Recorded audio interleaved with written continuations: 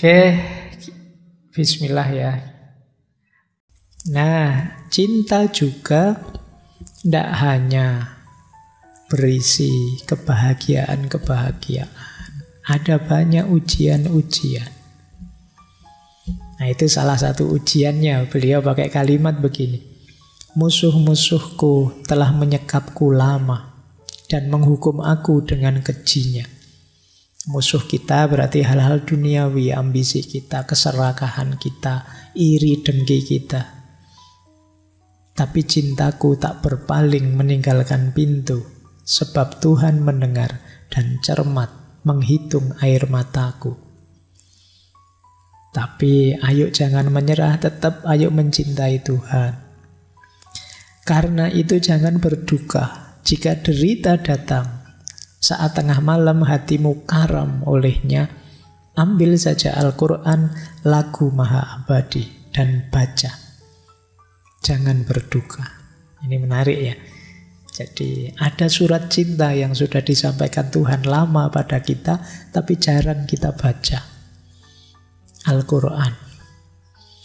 Jadi kalau kamu sedang sangat galau, malam-malam buka Al-Quran, baca.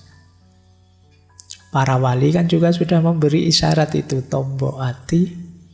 Salah satunya membaca Al-Quran.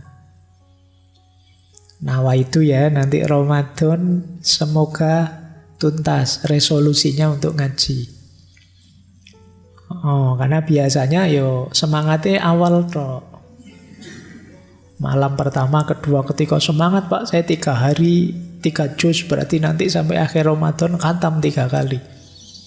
Begitu 10 ke atas mulai seret. Mulai 1 juz. 1 khatam sekali juga tidak apa-apa kok Pak. Alhamdulillah. Nanti malam sudah 10 hari terakhir masih jauh, burung khatam-khatam. Yang penting ngaji kan Pak. Aku tidak pernah serius. Ayo ya. Allah menyapa kita itu dengan banyak media, menyadarkan kita lewat banyak ayat-ayat. Ayat itu kan bukti-bukti hadirnya. Yang paling jelas kelihatan ya Al-Quran. Anggaplah kalau kita sedang ngaji, sedang ngobrol, berkomunikasi dengan Allah.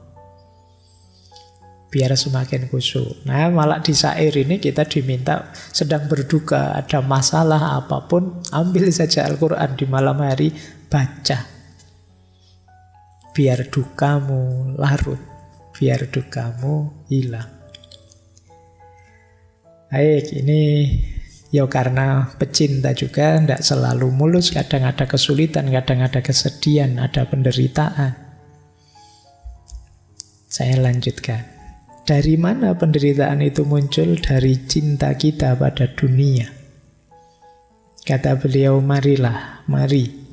Jangan pada dunia engkau meneguhkan janji. Jangan pada si tua bangga ini engkau menaburkan cinta. Telah 1000 kali dia menjanda. Ini maksudnya apa? Sebelum kita itu sudah sangat banyak orang yang tertipu oleh dunia. Sekarang mereka sudah meninggal.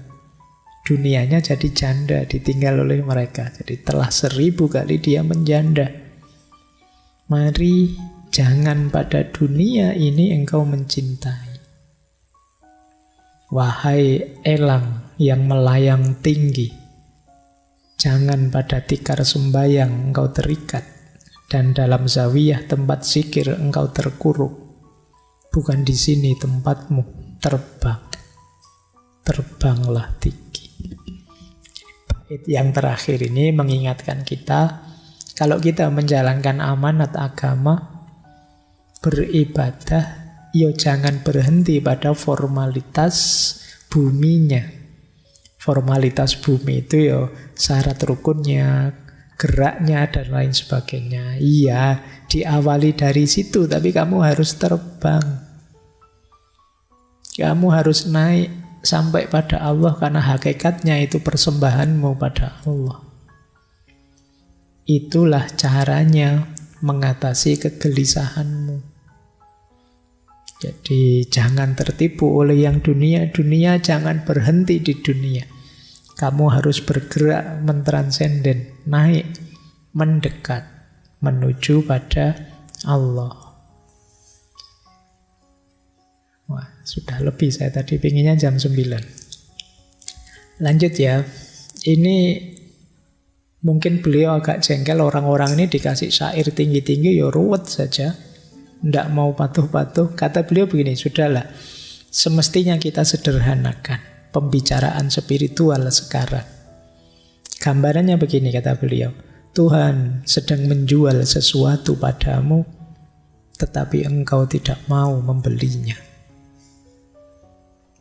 Allah menawarkan ini, menawarkan itu, mengajakmu ini, mengajakmu itu. Karena cintanya dia pada kita, tapi kita tidak respon. Kita tidak mau membelinya. Kata Syekh Hafid, itulah deritamu.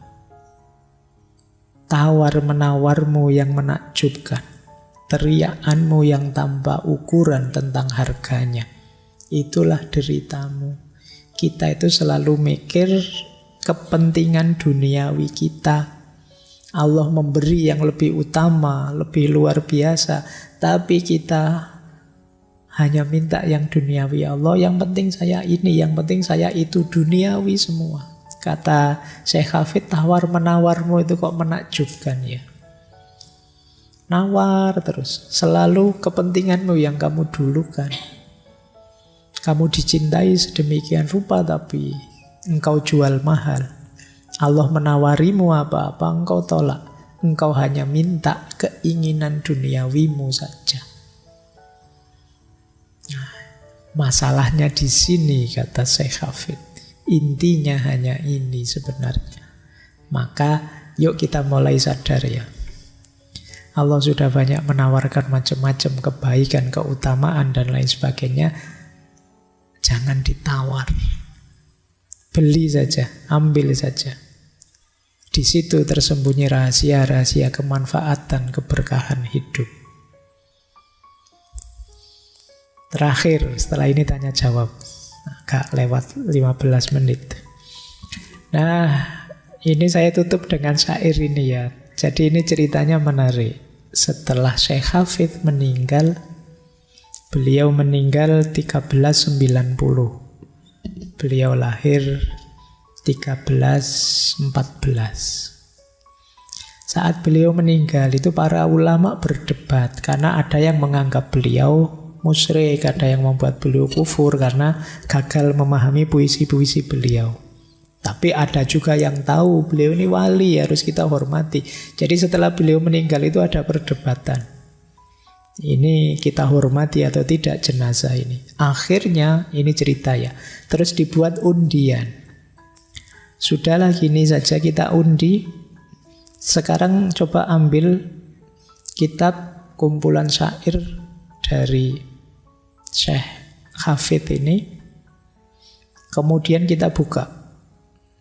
Di halaman mana atau puisi yang mana, syair yang mana yang muncul dan maknanya apa, berarti itu yang kita ambil. Nah, pas dibuka, syair ini yang keluar. Jadi pas diundi keluar syair ini. Isinya kalau dalam bahasa Arab begini. La tu'akhir qadamaka au tataraddat an janazati Hafid fahuwa hurikun fil ismi walakinnahu dhahibun ilal jannati. Ini syair kan, syair-syairnya Hafid sendiri. Berarti sebelumnya beliau sudah pernah menulis syair seperti ini. Ini mungkin juga menunjukkan kerendah hatian beliau merasa jadi orang yang berdosa. Jadi kata beliau, jangan engkau tunda kakimu melangkah. Jangan ragu atas jenazah Hafid. Dia tenggelam dalam dosa, tetapi ia pulang ke surga. Ini pas syair ini yang diambil ya berarti ya sudah. Berarti beliau memang orang baik, orang lurus, orang benar. Nah itu ceritanya begitu. Baik, saya kira itu ya teman-teman malam hari ini. Jadi kita main rasa ya, belum main akal. Meskipun judulnya ngaji filsafat. Seperti janjinya, pertemuan terakhir ini monggo kalau ada yang mau curhat. Tidak harus pertanyaan, tidak apa-apa, curhat atau ya tidak apa-apa. Kita semua mendengarkan. Lumayan kan curhat didengarkan sebanyak ini orang kan. Kamu bisa ringan nanti. Ya, monggo Mas diatur. Baik, kepada teman-teman yang ingin bertanya, 2 orang dari laki-laki, 2 orang dari perempuan. Persilakan, angkat tangan. 1, 2, oke. Yang dari perempuan? 1, 2, oke. Oke. Boleh apa saja. Tidak harus memaksa tentang cinta.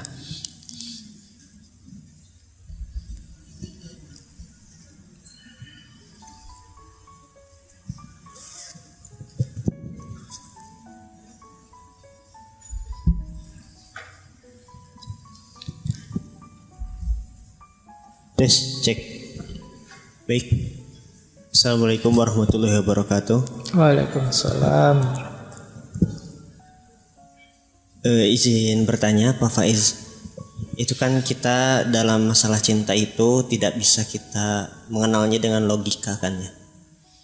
Bahkan salah satu contohnya dalam cinta kita kepada Tuhan itu dicontohkan oleh bagaimana bagaimana Ibrahim dan Ismail gitu.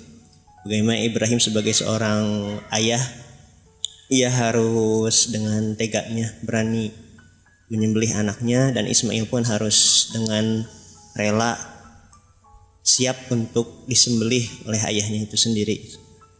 Sedangkan tadi salah satu unsur daripada cinta itu sendiri, kita harus memperhatikan sisi humanistiknya gitu, atau humanismenya itu sendiri. Dan juga kita kan sekarang sering digembor-gemborkan dengan kemanusiaan gitu. Sedangkan di satu sisi cinta itu juga sendiri adalah sebuah puncak kebahagiaan gitu. Nah itu seperti apa gitu? Apakah justru memang cinta ini kita harus secara maksimal habis-habisan untuk memperjuangkannya, atau juga perlu untuk dikendalikan sedikit mungkin oleh akal agar tidak sampai seperti mungkin Laila Majnun, atau mungkin juga kita saja yang tidak bisa untuk sampai kepada tahap seperti itu gitu. Nah, terima kasih. Assalamualaikum warahmatullahi wabarakatuh. Waalaikumsalam. Langsung saja yo Mas, biar tidak lupa ya. Tidak apa-apa ya. Kuatirnya lali. Biar jawabnya bisa singkat-singkat. Kalau langsung 5 apa 4 nanti jawabnya panjang, kamu bosan. Jadi begini, cinta itu yang pertama-tama tetap hubungannya dengan rasa ya. Di situ ada unsur namanya passion. Kalau itu kamu sudah jatuh cinta, itu sebenarnya otomatis dirimu tergerak menuju yang dicintai. Ingin memberikan apapun yang membahagiakan yang dicintai. Jadi bedakan cinta dengan komitmen ya. Kalau itu hanya komitmen, saya dengan kalian karena saya diposisikan jadi dosennya saya ngajar berarti terpaksa. Ini komitmen saja. Tapi kalau saya cinta kalian, saya tidak harus terpaksa. Kalau ngajar kalian, saya siap saja. Ayolah, kenapa? Saya sudah cinta dengan kalian. Jadi orang yang jatuh cinta itu biasanya apa yang dia lakukan motifnya adalah ingin membahagiakan yang dicintai. Dan ingin membahagiakan itu tentu saja kemudian dia harus mengorbankan beberapa hal, waktunya, tenaganya, mungkin biayanya.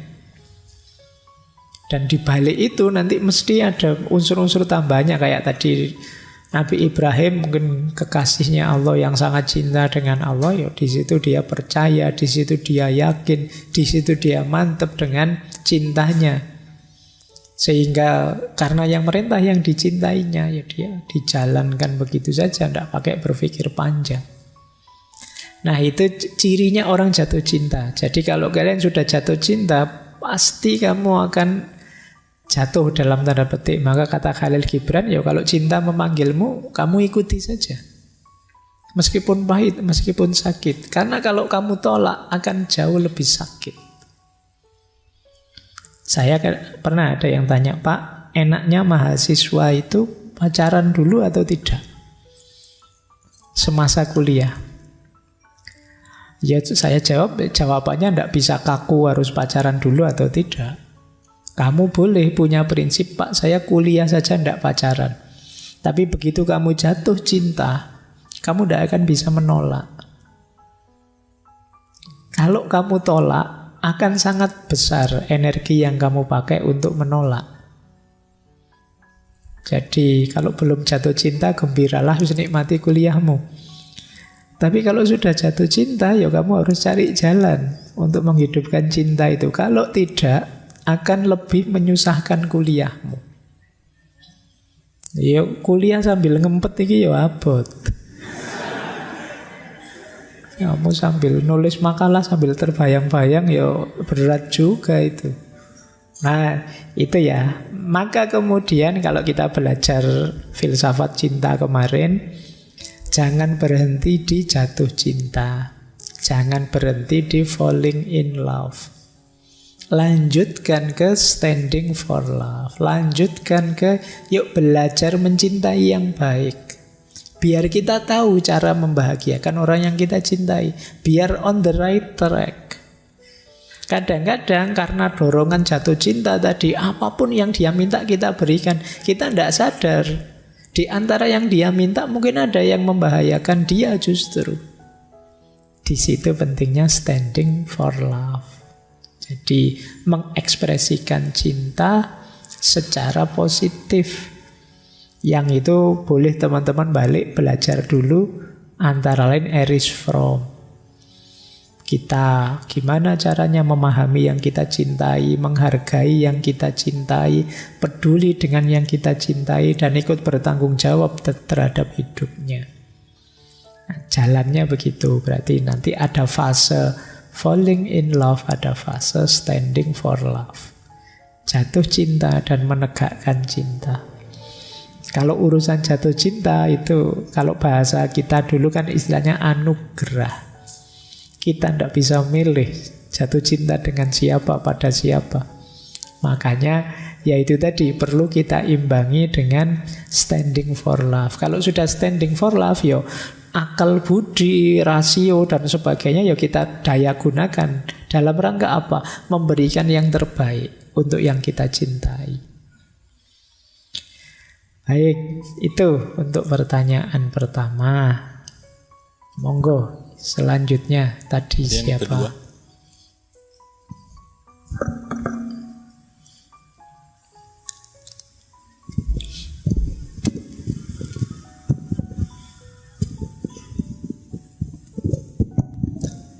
Bismillahirrahmanirrahim. Assalamualaikum warahmatullahi ta'ala wabarakatuh.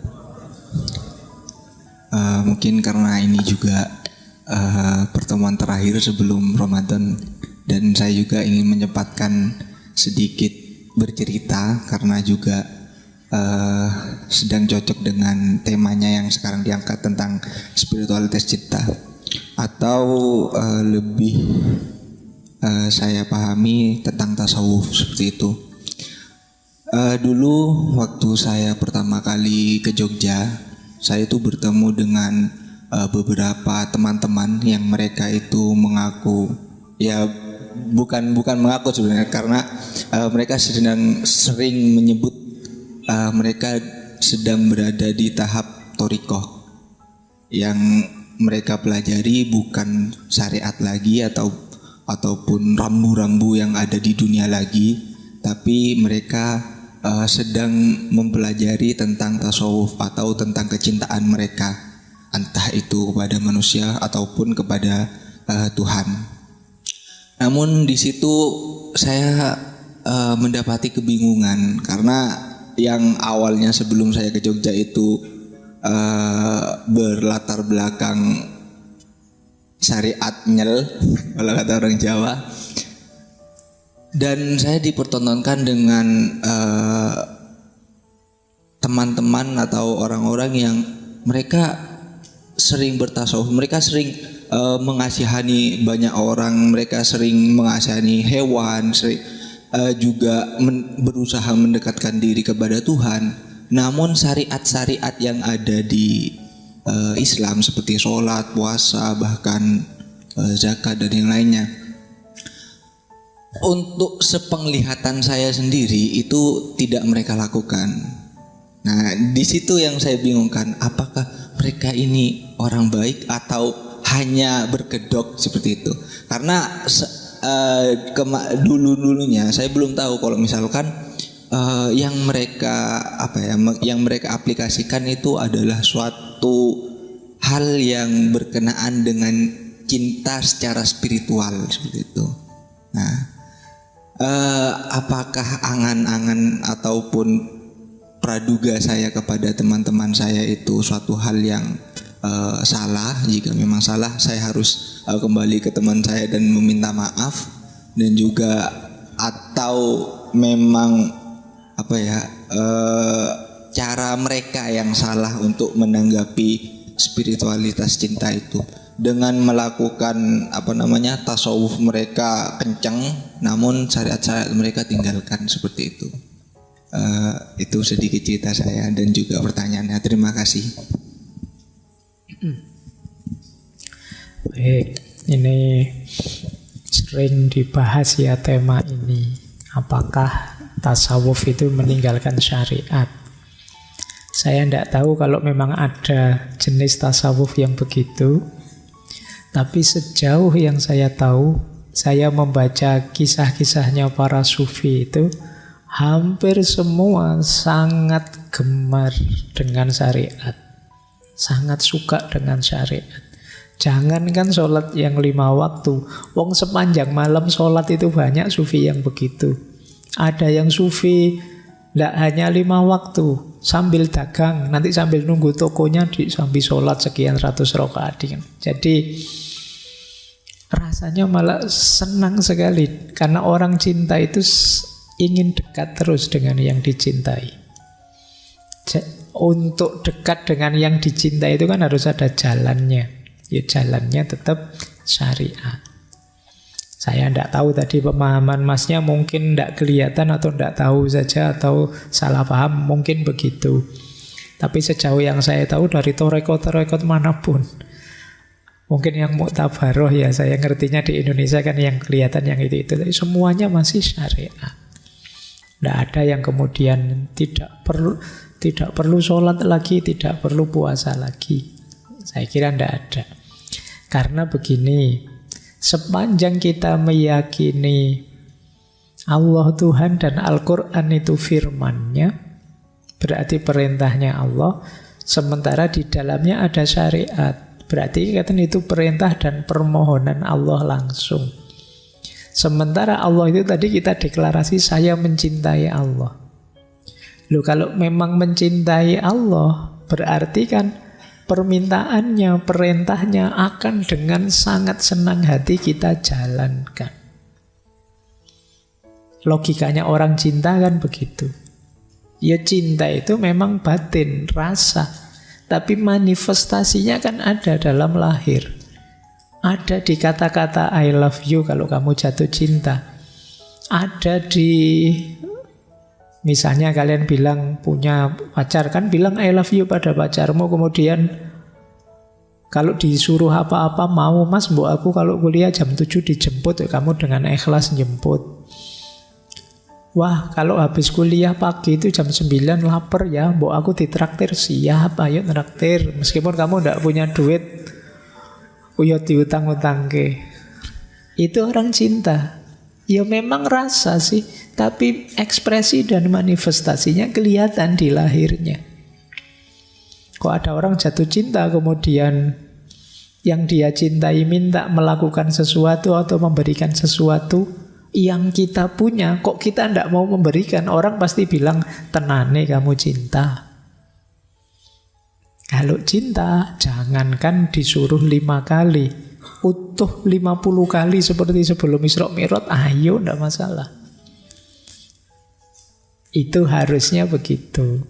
Jadi rumus sederhananya itu. Dan saya memang kalau baca sejarah-sejarahnya para sufi itu, justru mereka itu rasanya kok heboh sekali ya kalau sudah urusan sholat, puasa. Ada yang sampai puasa itu hanya buka puasa dengan air putih. Kayak Robi'ah itu waktu buka puasa pernah dia, enak ya kalau buka puasa ini ada roti misalnya. Begitu mau buka puasa ada orang minta-minta butuh roti, ya dikasih semua, tidak jadi buka puasa pakai roti. Dan kayak gini malah cerita seperti ini banyak. Jadi makanya kalau itu torekot beneran, tasawuf beneran, harusnya tidak anti syariat. Kalau ada, mungkin ada yang salah paham, salah tafsir terhadap ajaran-ajarannya para sufi, salafus soleh, dan lain sebagainya. Kalau ada. Tapi sejauh saya tahu masih serius dengan syariatnya. Mungkin memang ada 1-2 yang di luar mainstream. Tapi itu kalau menyebut dasarnya adalah cinta saja sama Allah, jangan lupa cinta itu memang rasa. Tapi pembuktian dan manifestasinya itu kelihatan, antara lain lewat jalur syariat tadi. Baik, saya kira itu dulu ya untuk yang tadi. Dan ini banyak dibahas kok di banyak-banyak forum, termasuk di googling, nanti boleh cari argumen tentang ini.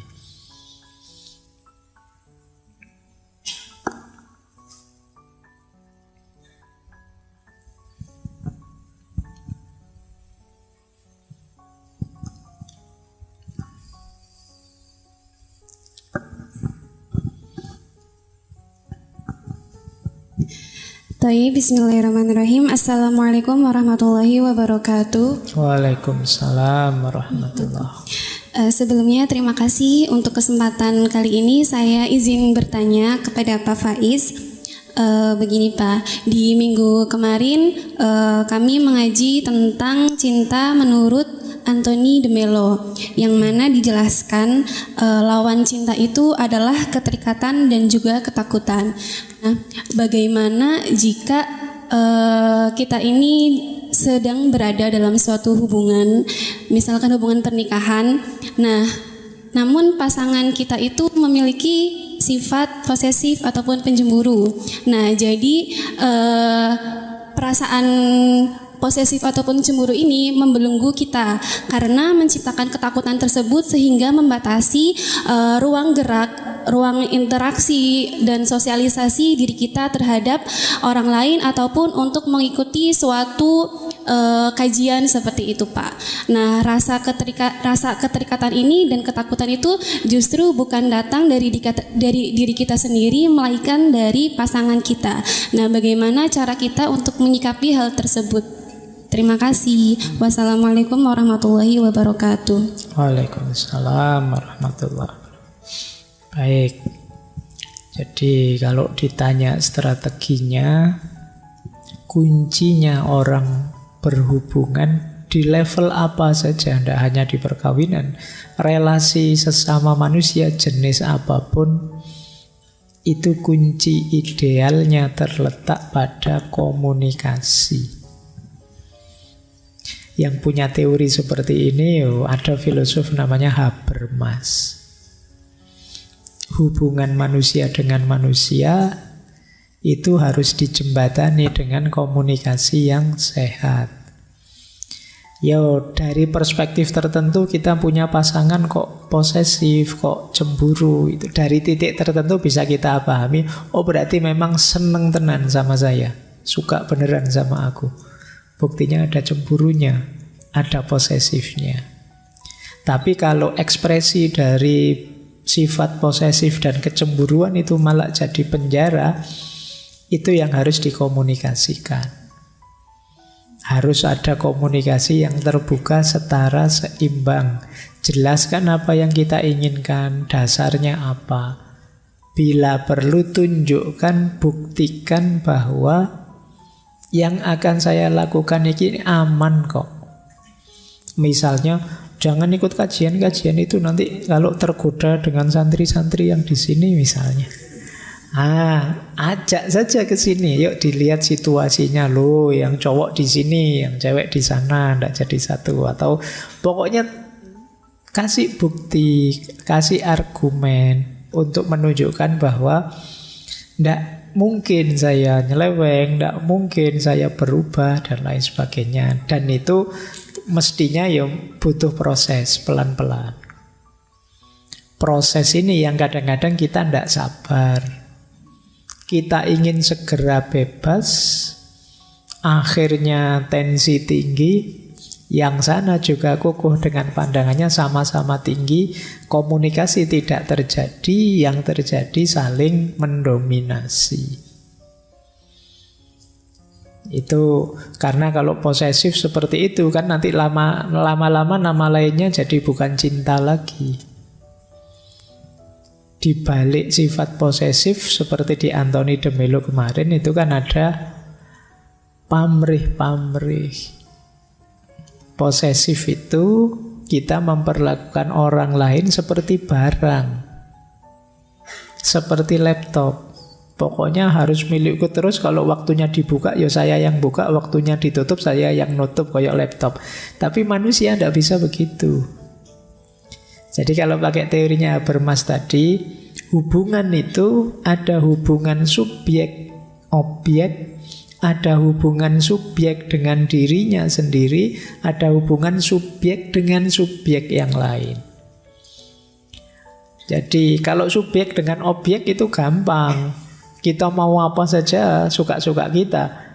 Minuman itu saya banting juga bisa. Laptop ini saya matikan apa saya hidupkan, suka-suka saya. Ini namanya subjek objek. Ada subjek dengan dirinya sendiri, itu penghayatan kita terhadap hidup.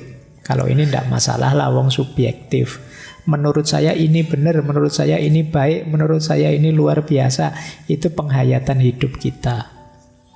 Tapi nanti ada orang lain, yang orang lain juga menurut dia ini baik, menurut dia itu benar dan lain sebagainya.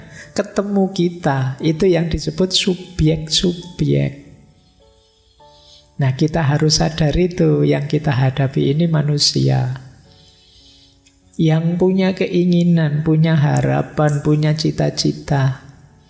Sampaikan saja, saya juga manusia, saya punya keinginan, saya punya cita-cita, saya punya harapan, sebagaimana sampean.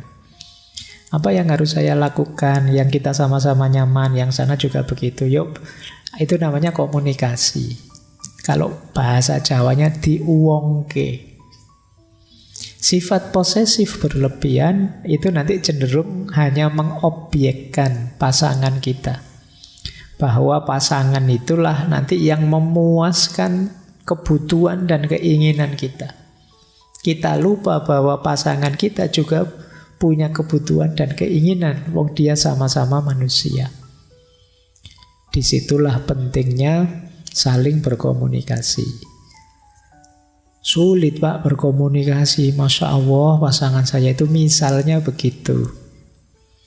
Kalau sulit, carilah perantara. Kalau bahasa Al-Quran itu ada istilah hakamam min ahlihi wa hakamam min ahliha. Wah sulit ini ngobrolnya. Sudahlah minta bantuan Pak D, opo Bapak, opo Ibu yang bisa mewakili ngomong. Kalau kita sendiri yang ngomong tensi tinggi ini mesti meledak. Nah, itu namanya hakam, perwakilan. Jadi ada banyak jalan. Yang penting jangan lupa bahwa pasangan kita itu manusia. Sama-sama manusia, sama-sama punya keinginan, sama-sama punya cita-cita. Kalau kita memang benar mencintai, pasti kita ingin dia bahagia. Jadi yang kita perjuangkan tidak hanya keinginan selera kita, tapi juga keinginan dan kebutuhan dia. Nah, jalannya memang komunikasi. Dan lagi saya ingatkan lagi, perlu proses ya, tidak bisa instan. pelan-pelan. Mungkin diawali ada ngalah-ngalahnya sedikit, terus pelan-pelan digiring. Karena insya Allah manusia itu ya tidak seperti binatang yang pakem. Hati itu bisa digeser, bisa diubah, bisa dilembutkan. Yang terakhir jangan lupa, mungkin ini yang paling penting, berdoalah. Minta pada Tuhan untuk dibuka hatinya, dilembutkan hatinya. Insya Allah kalau Allah ridho, Allah berkenan, ya ada bantuan besar nanti dari Allah untuk yang terbaik dalam hidup kita. Oke, itu ya pertanyaan tadi. Monggo kalau masih ada.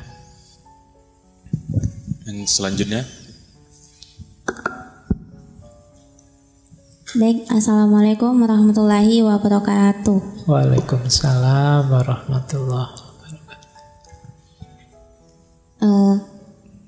Mungkin lebih ke ini ya Ustadz. Jadi saya tuh kadang mengaitkan hal-hal kecil yang terjadi tuh sama Allah kayak gitu. Misal mungkin ketika nggak sengaja jatuh, atau mungkin kejedot, atau mungkin kesandung gitu. Pasti seketika pikiran saya tuh langsung bilang gini, mungkin Allah marah ya gitu, mungkin ini teguran ya, atau mungkin yang saya lakuin tadi tuh salah gitu, mungkin makanya Allah tuh negur dari saya kesandung misalkan. Dan itu tuh emang kayak hal-hal kecil itu tuh selalu dikaitkan kayak gitu Ustaz.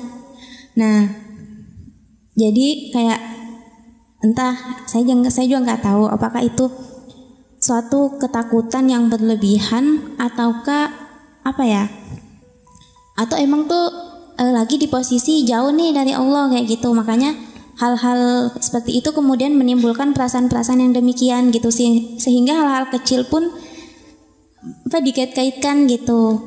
Mungkin begitu. Terima kasih Ustaz. Baik, jadi begini ya,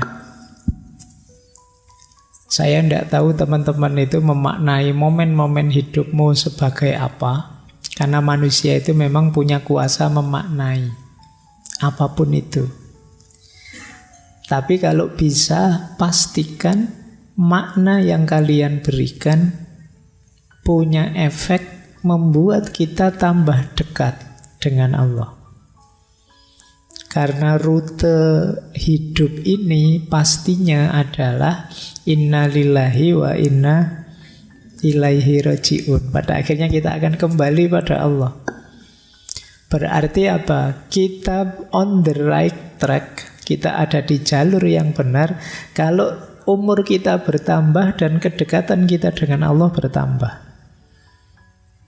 Berarti kita ada di jalan yang benar. Wong umur kita itu tujuannya kembali pada Allah. Kalau kita berjalan kembali pada Allah, kan ukurannya kita tambah dekat terus apa tidak dengan Allah. Kalau kita tambah dekat, oh berarti aku jalanku benar. Tapi kalau kita tambah jauh, kemungkinan salah jalan. Nah itu rumusnya hidup kan itu. Maka mengalami apapun, ayo dimaknai yang itu membuat kita tambah sadar tentang Allah, tambah dekat dengan Allah. Boleh kok tadi setiap kali jatuh, wah ini jangan-jangan teguran dari Allah. Nah, yang terus selanjutnya berarti saya harus memperbanyak ibadah nih. Nah itu yang tadi saya sebut efeknya membuat kita tambah dekat dengan Allah. Tapi kalau setelah dimaknai begitu terus sudahlah peduli amat, Allah kan Maha Penyayang, selesai. Nah, itu berarti pemaknaannya kurang lanjut. Jadi dimaknai apapun monggo yang arahnya tambah dekat kita dengan Allah. Mungkin tidak harus persis ini hukuman dari Allah atau ujian dari Allah. Mungkin yang lain memaknainya, wah ini mungkin karena saya ceroboh, tidak hati-hati ini. Selanjutnya saya akan lebih serius, hati-hati menjaga tubuh ini biar tidak sakit, biar bisa lebih kuat ibadahnya dengan Allah misalnya. Ini juga pemaknaan. Yang penting dimaknai apapun hidup ini, pastikan makna kita membuat kita tambah dekat dengan Allah. Karena manusia itu kan memang tidak pernah berhenti di fakta, selalu memberi makna tentang apapun. Ngaji malam hari ini, setiap kepala punya makna. Pemilu kemarin, setiap kepala punya makna. Masing-masing orang menempelkan label, menempelkan makna pada apapun, pada sesuatu apapun yang ada di sekelilingnya. Jangankan yang hebat-hebat, yang kecil-kecil saja kita memaknai. Masuk ke masjid sini, loh masjid ini kok catnya hijau ya. Jangan-jangan masjid ini, terus itu makna namanya. Kamu kemana gitu lihat pakai hitam-hitam, wah kok hitam ya. Hitam itu kan simbol kegelapan misalnya, atau ya. Jadi manusia itu selalu memaknai, maka pastikan kalau kita memberi makna apapun, makna yang efeknya membuat kita tambah dekat dengan Allah. Nah, sehingga setiap peristiwa jadi pelajaran kita, jadi hikmah bagi kita untuk tambah dekat dengan Allah. Jadi tidak apa-apa dimaknai seperti tadi. Pak, setiap kali mendapatkan musibah kok saya mikirnya selalu peringatan atau hukuman dari Allah biar saya lebih, tidak apa-apa kalau dari situ terus jadi lebih baik. Tapi kalau setelah itu ya kembali ke asal lagi Pak, ke settingan awal lagi, ya berarti tidak ada perbaikan dari situ.